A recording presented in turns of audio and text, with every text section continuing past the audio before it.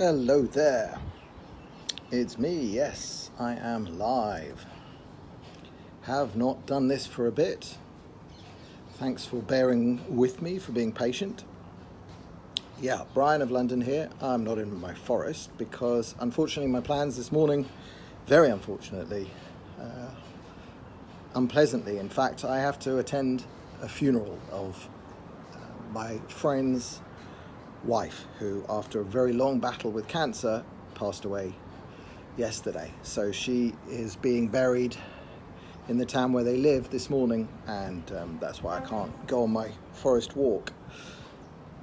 But I wanted to jump on anyway. This kind of stuff basically the last video I did properly was up in the Golan Heights, looking down on Syria and talking about the unpleasantness with what happened in the Tommy Robinson camp.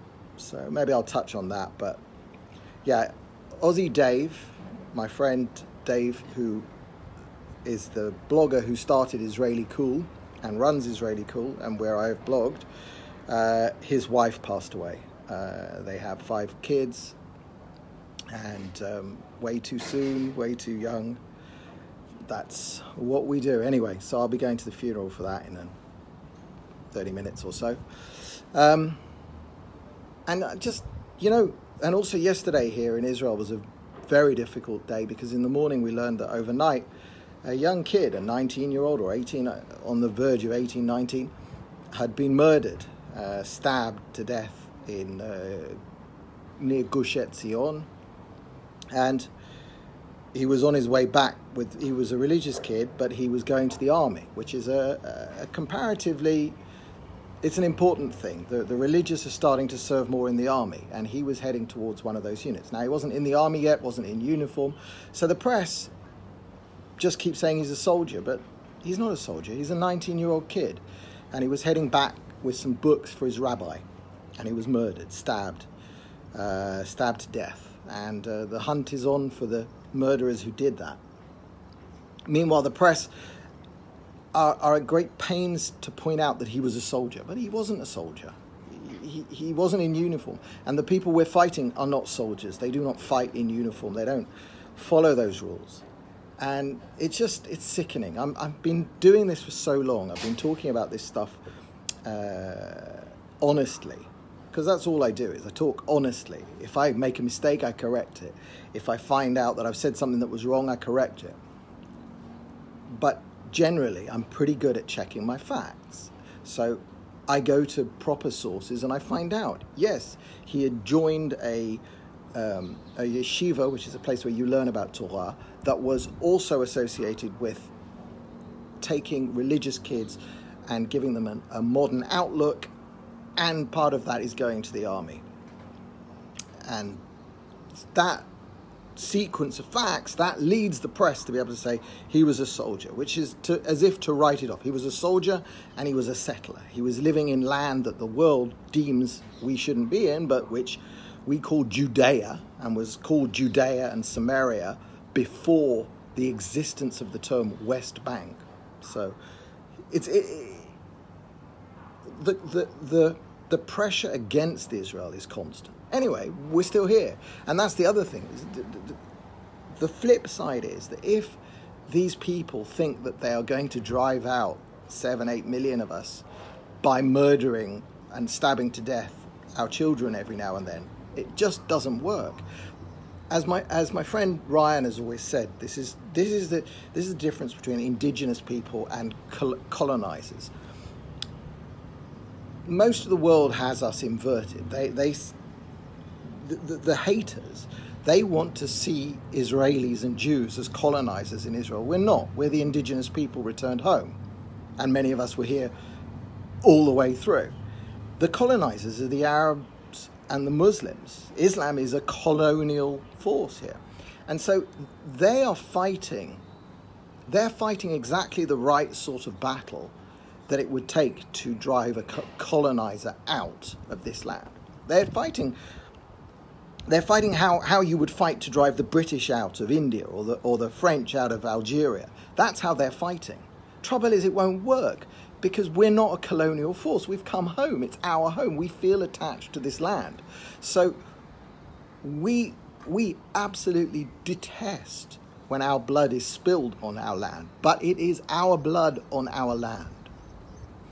That's the crucial difference. So that's why these sort of sniping attacks, these small-scale attacks, they won't drive us out. Now, the wars with tanks and the Jordanian army backed by the British and the Egyptian army and the Syrian army and the Iraqi army even, which we don't have a border with, all these armies that rolled into Israel in previous wars that we just defeated. Again, same thing. We are the indigenous people at home fighting for it. Which brings me on to sort of Zionism. What was Zionism? Zionism was the achievement of this. Zionism in this day and age is the maintenance of this. Nothing more. There's really no part of Zionism that I've ever come across that involves conquering and ruling the world. I just don't know that bit. Now, I mean, we've got bits of Zionism and sort of biblical prophecy and so on that would grow Israel out beyond our current borders. Certainly Judea, Samaria, that's a given. Gaza, we really should have Gaza too, but the situation probably is that we don't want it. But there's no global desire of Jews to rule the world. I can't find it anywhere. And the only place you can find it, which brings me on to the unpleasantness in the Tommy Robinson camp, is if you start believing the kind of weird anti-Semitic, and it is anti-Semitic, distortions of the Talmud. What's the Talmud? Look, honestly, I've never studied it. I know the Quran better than I know the Talmud. Talmud is collections of the debating between rabbis going back thousands of years. A lot of it in Babylon, it's in various languages, none of which are kind of current languages. Some's in Hebrew, I believe, some's in Assyria. It's just a mishmash. And it's like debates. It's treaties on the law. It's on the finer points of law. It's like reading in depth. Go to your library, if you're in America, go to your library and pull out books on the legal of the Supreme Court judgments, and then read the dissent and the whatever it is for and against. That's what the Talmud is. It's a complete. Now there's tons of wisdom in there. There's tons of intelligent and important things that are said there, and many Jews, very religious Jews, spend a long time studying it. But what the Nazi far right, alt-right, what they do is they look on the internet and they find a few sites that have pulled some quotes from it. And it's like going back to the archives of the New York Times opinion page, pull out a sentence and say, that represents the will of America. It's nuts. And then there are sites debunking all of the lines. I don't want to fill my head with having to debunk every piece of nonsense that someone who clearly wants to hate Jews has found a line from a book translated through 3 languages, and then he says, okay, this means that Jews want to rule the world. Because I look around and I just don't see us trying. We are defending our patch. We are building weapons to defend our patch. We're very good at defending our patch. We just haven't really gone and conquered the wider Middle East. I mean, we took Judea and Samaria back in 1967, having lost them in 1948. That was the tragedy. The tragedy was that we didn't manage to hold on to them against the Jordanian army. And the tragedy was that we didn't keep Gaza against the Egyptian army. The Golan Heights, again, a similar thing. You know, I was up there last weekend looking down on all of the towns and villages. In fact, I stayed in a kibbutz right on the border with where the border had been in 1967. I mean, a few hundred meters. The kibbutz that I stayed on would have been was very difficult to live in at that time because Syria was just pounding it with mortars and even with shells, artillery fire. You could throw a hand grenade down from Syria into some of the towns and kibbutzes of Israel. So we took it. And damn right. And it's a much nicer place than Syria next door. So, in order to have this distorted view of what Judaism is, you've really got to be willfully wanting not to like Jews. And that's what we see on both the very far right and the very far left. And the very far left today call it anti-Zionism because they've bought what is essentially, in my opinion, a kind of, you want Russian collusion and the Russian story. It's what the Soviets did with the Palestinian cause. The Soviets took the Palestinian cause and said, this is what we're going to bash the whole of the West with this notion of colonizers against indigenous. And they inverted it. They said the Palestinians are indigenous. They're not. There's no part of their identity that's native to this land. Their Arabic isn't native here. Their religion isn't native to this land. None of it is. Judaism is native, but the Soviets, because they were geniuses at propaganda, sold this to the West. People like Corbyn, all the Marxists, all the socialists, all the democratic socialists of America. Sorry, did I trigger somebody? Sorry, we should have been doing jazz hands, right? I am not wearing any strong scents. Don't worry. I don't want to trigger anybody. No, I mean, the whole international socialism birthed this notion of a Palestinian nation. And so we've got the left coming at us with international socialism. It's the idea that we are somehow invaders here and we have to build this mythical new Palestinian Muslim Arab terrorist state that they want to build. And then on the right, you've got these muppets saying that we're responsible for international socialism because a few Jews were involved at the beginning, just like a few Jews are involved in anything. And yeah, let's mention Tommy Robinson's team. Okay. Well, for the record, what do I do for TR.news? I was aware of it being built. I wrote a couple of articles at the beginning. I speak often with the people who run the site. But the people who run the site, both technically and from an editorial point of view, are all in England and none of them are Jewish. Avi Yemeni in Australia contributes a lot of material to it and was involved in starting it up.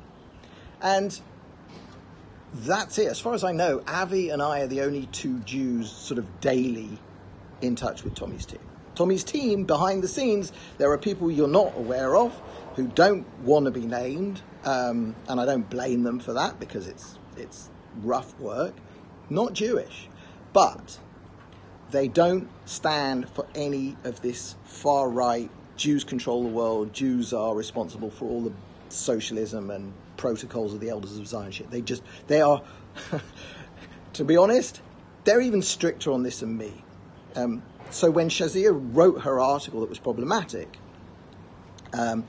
it was the now editor of TR.news, who is not Jewish, who knew exactly what was problematic about it. He tried to talk to her. He said, look, you could phrase this better, you could write this better, but some of these ideas, comparing Judaism with Islam, you know something about Islam, Shazia, but you don't know a great deal about Judaism, and you're showing signs that you're learning about Judaism from people who hate Jews. Okay, if you learn about Judaism from Mark Collette or Alison Chablos, who's this just hate-filled anti-Israel horror who Shazia interviewed on a show, and I watched the beginning of that just as an example. So right at the beginning of this interview that Alison and Shazia do, Alison goes straight in and says, just last week the Israelis arrested a 4-year-old child. That's been a story that's gone around the BDS, the Boycott, Divestment, Sanctions, anti-Israel, hate Jews movement. That we arrested a 4-year-old. Of course we didn't arrest a 4-year-old child. A 4-year-old child was throwing rocks. That in itself, what the hell are the parents doing allowing a 4-year-old child to throw rocks? So the father was called in for questioning by the Israeli police. Not arrested, not dragged from his house in the middle of the night screaming, just called in for questioning. What did the father do? He called the world's international press and he took his 4-year-old child with him. The Israeli police did not ask him to bring a 4-year-old child. No. But that's the story. And then, we debunk this. In fact, my friend's blog, israelicool.com, is one of the best places for just time after time debunking the lies and the smears that the only way I can see it in my head is that this BDS crowd, they want to hate Jews, and they've latched on to hating Israel as the Jew. At least, in my opinion, the Mark Colletts and they used to be, or the real neo-Nazis used to be a bit more honest. They used to just hate Jews. We hate Jews, they said. That had some honesty to it. This BDS crowd and this far left way of hating Jews is much more dishonest. Anyway, right in the start of this talk that she has with Shazia, she brings up this line. Now, Shazia's not equipped to deal with this. She doesn't know she's being sold a bag of goods. And that's the problem. It's a rabbit hole. Once you fall in with those people, I can't be associated with you. So while her piece was on TR.news, it was a problem. I'm just not going to go anywhere near that stuff. And I value my friendship with Tommy. I think he values his friendship with me. And the people running TR.news while he's in prison definitely know which is right and which is wrong. In fact, I was just watching the video of the Antifa outside the BBC. There's kafirs, there's the black and white scarves that Arafat used to wear, all through the Antifa crowd. In the video that Danny just put out, the Muslims chasing the police in another incident, beating the police back. They're saying, free, free Palestine. Which side are you on? Now, I am also not for Jews controlling or running the world or running the banks. Firstly, I don't believe that Jews for Judaism do that. And I'm not for it. I'm for Israel. I'm for Jews having a place in Israel. I'm also for the British having Britain, or the English having England, and the Welsh having Wales, and the Scots having Scotland, and the Irish having Ireland. Okay, northern and southern. Deal with that. That's your problem. I'm not for the destruction of indigenous peoples in Europe. I wish you would assert your own identities. Now, I think you can do that. I'm just started reading The Virtue of Nationalism by Yoram Hazony. I think you can do that in a non-racist way. You do not have to be white about it. You can be, to a certain degree, multi-ethnic. Culturally, I think you should assert your cultures. You should have English culture. England should be English. There should be cricket on the village square. There should be church bells, not mosques saying Allahu Akbar. That's what you need to assert. Doesn't need to be racial. Now, the idea that Israel is a racist ethno-state is just total nonsense. You walk down the street here, there's people of every colour, Jews of every colour. Mixed in are 20% of our population who are Arab Muslims and some Arab Christians. And we've got the Druze who are not Arab Muslims. We've got the Aramaic Christians. We've got the Samaritans. We've got a whole mix. And amongst the Jews, we've got the Ethiopians. We've got Yemeni Jews, Algerian, Morocco, Iraqi, Iranian. All of these, they all come with different cultures into our Israel. Can anyone other than a Jew buy land? Obviously, yes. You can invest in Israel. You can buy any property you like in Israel.